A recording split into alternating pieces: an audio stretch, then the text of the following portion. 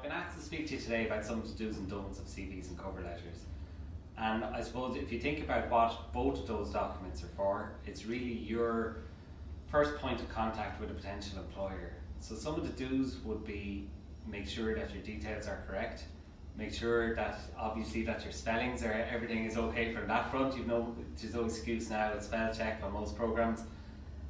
But it's very important to see what the CV is. It's a sales document, you're really selling yourself, and it's a very competitive environment. So it does take a lot of preparation. You need to ask yourself, what job am I applying for, and what is the employer looking for, and what do I have or what have I done in the past that would tie in with what the employer is looking for. So my biggest piece of advice would be, don't do one generic CV. Have a CV that's adaptable towards the roles that you might be applying for. What are we looking for in candidates? Well, that really depends on the role. And I suppose for ourselves in Gambia, Ireland, when we're looking at sales roles, we're looking for people who we think have potential to connect with customers, who are driven, who are focused, who are results oriented.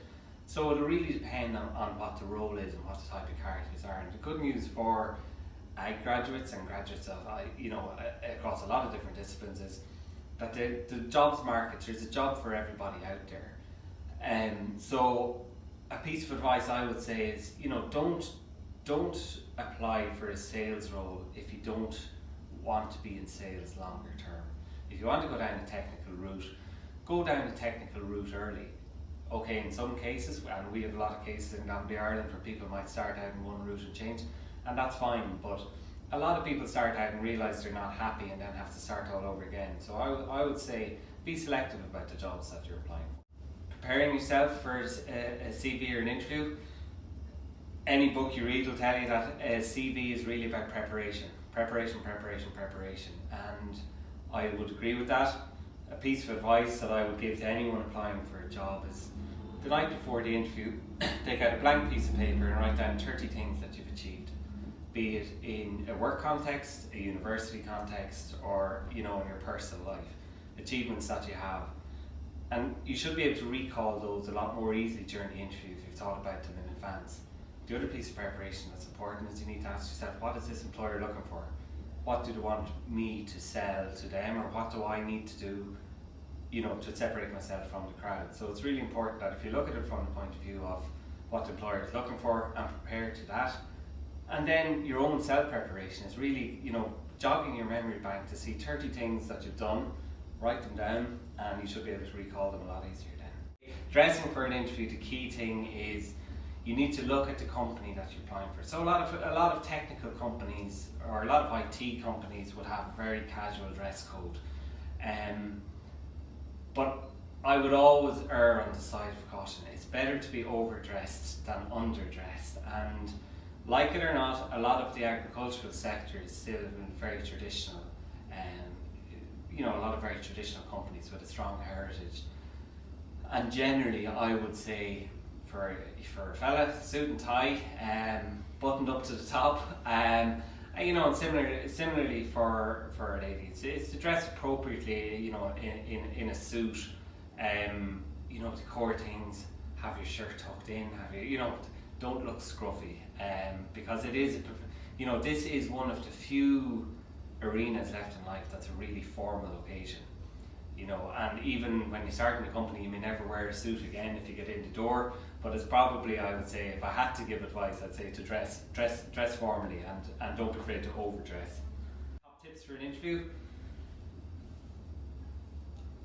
Preparation, we've touched on it already, is key. The second thing that I think is key is don't waffle. So don't go off on a tangent. You're going to be nervous. The person interviewing you will accept that people are nervous. Try not to let nerves overcome you, but don't talk for the sake of talking, because you lose the interviewer, and if you lose the interviewer, it's very hard to get them back. Answer the questions that you're asked in a focused way. There's all sorts of tips on that online. STAR is a method that people would always recommend with regards to answering a question in a structured way. So it's worth looking up those kind of ideas. And again, preparing it. Some of the questions you're going to be asked in an interview. And that's the key thing that I think people forget. And it's no harm in actually practicing those in front of a mirror, to get your presentation of what you're saying right, but to focus it. Practice makes perfect. So I would say top tip, again, it's down to preparation, practice. You're going to be asked to tell me a bit about yourself in some form or another. You're going to be asked to talk about your experience. You're going to be asked to sell that experience. So they're the kind of things that I would say to prepare for. Top qualities of successful candidates. I suppose all of the above that we've spoken about already, but the key thing is it's a very competitive environment. So small mistakes can be can come across bigger when you're against competition. So the top qualities that you see are people who are very prepared, people who obviously have good academic results, but it's not all about academic results, really depending on the role that you're applying for.